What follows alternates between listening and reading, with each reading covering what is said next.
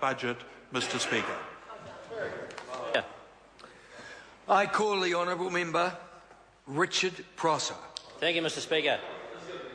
I am pleased to rise from the crossbenches, from the moderate, sensible middle ground, could be said, on behalf of New Zealand First, to take a call on this budget debate and to take a call on vote police. It is with something of a sense of déjà vu that I rise, Mr Speaker.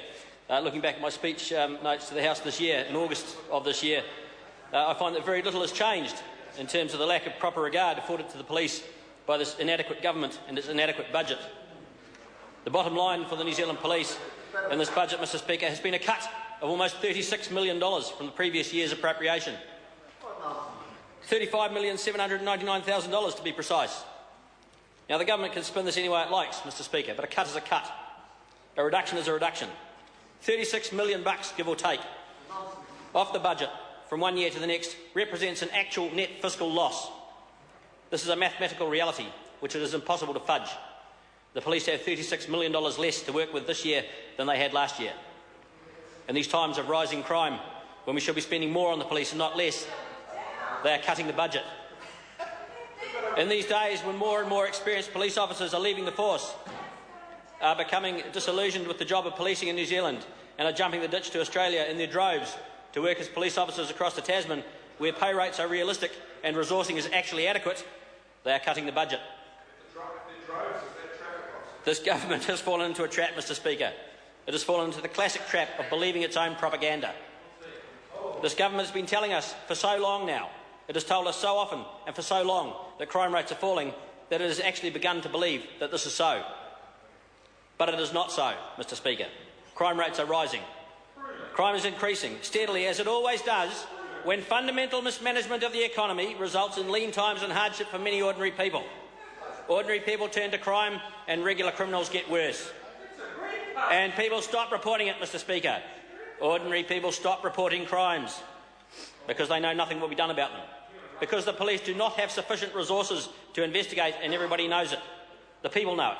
The victims of crime know it. The crims know it. And so do the police themselves. The regular cops on the beat, who day by day are becoming frustrated to the point of leaving for Australia, they know it too. And they're cutting the budget. In the face of all this, this government is cutting the budget. $36 million from the bottom line. And why? Have they forgotten?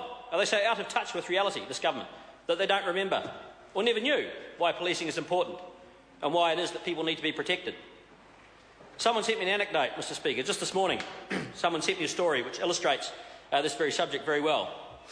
It purports to be from Psychology 101, or somebody's interpretation of it at any rate. If one starts with a cage containing 5 monkeys, and inside the cage hang a banana on a string from the top, and then place a set of stairs under the banana, before long a monkey will go to the stairs and climb towards the banana. As soon as he touches the stairs, you spray all the other monkeys with cold water. After a while, another monkey makes an attempt with the same result. All the other monkeys are sprayed with cold water. Pretty soon, when another monkey tries to climb the stairs, the other monkeys will try to prevent it. Now you put the cold water away. Remove one monkey from the cage and replace it with a new one. The new monkey sees the banana and attempts to climb the stairs. To his shock, all the other monkeys beat him up. After another attempt at attack, he knows that if he tries to climb the stairs, he will be assaulted. Doesn't make a lot of sense. Next, remove another of the original 5 monkeys, replacing it with a new one. The newcomer goes to the stairs and is attacked.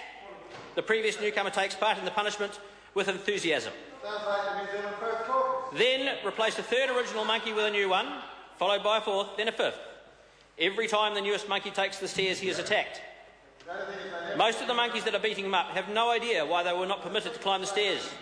Neither do they know why they are participating in the beating of the newest monkey. Finally, having replaced all the original monkeys, none of the remaining monkeys will have ever been sprayed with cold water. Nevertheless, none of the monkeys will try to climb the stairway for the banana. Why, might one ask? Because in their minds, that is the way it has always been. This, Mr Speaker, is how government operates, and it is why, from time to time, all of the monkeys need to be replaced at the same time. And perhaps that is what is wrong with this government, Mr Speaker. No, I'm not suggesting for 1 minute that the members of the government are monkeys, Mr Speaker. Not even in jest. Not even in jest. It is a metaphor, that is all. This is a serious matter. Sometime in the not-too-distant past. This government, this National Party, which forms this government, abandoned its roots and took to promoting neoliberal economic ideology. Since then, members have come and gone. Members have joined and resigned. They have been a part of that party and then left again. Today, Mr Speaker, as a result, there are too few members of the government who remember being sprayed with cold water. There are too few within the government's ranks who remember the cold water of the electorate's backlash, who remember the beatings given to the National Party in 1999 and 2002. Too many of the government's members have either forgotten why they are supposed to be there, Mr Speaker, or perhaps they never knew. Too many of them appear to have no understanding of what it is that government is supposed to do. As Abraham Lincoln put it, the legitimate object of government is to do for a community of people whatever they need to have done, but cannot do it all or cannot do so well for themselves in their separate and individual capacities. This National Party government appears to have forgotten that fact, Mr Speaker, or perhaps too many of them never knew it.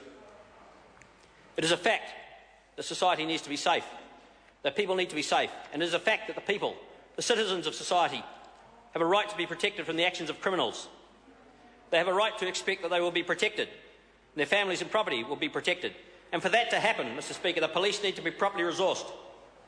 We need to have enough police officers, Mr Speaker, and we need them to be out on the streets and out on patrol. We do not need fewer police. We do not need them to be stuck in back offices doing paperwork because the support budgets have been cut. We need more police out on the beat, more police who are actually available to investigate burglaries and property crimes. We need more police on checkpoints, breath-testing drunk drivers before they crash, before they kill and maim innocent people. Not fewer cops and fewer cars because the operations budget has been slashed. It is not good enough, Mr Speaker, for this government to hide behind the excuse that less is being spent this year because some new police stations were built last year and we don't need any more of them. That is a red herring and a disingenuous explanation, Mr Speaker. It is not good enough for them to hide behind that excuse when we still have too many unsolved burglaries and too many drunken drivers on the roads and too many cops being assaulted and beaten and shot at and stabbed and too many good cops giving up in frustration and leaving for Australia, when we still have undermanning and sole-charge rural stations and people not reporting crime because they know it will never be investigated. It is not good enough that this government is cutting money from the police budget when it should be being increased. Perhaps it is time, Mr Speaker, just like the monkeys in the cage, perhaps it is time to replace all the members of the government at the same time. Perhaps it is time to replace them with a New Zealand First government, which will afford the police the recognition and resourcing which they require and which we all deserve. This is a dreadful budget, Mr Speaker, and the reduction in vote police is as incomprehensible as it is irresponsible. New Zealand First condemns this budget and we urge the House to do the same. Thank you. Mr Speaker. I call the Honourable Minister Paula Bennett.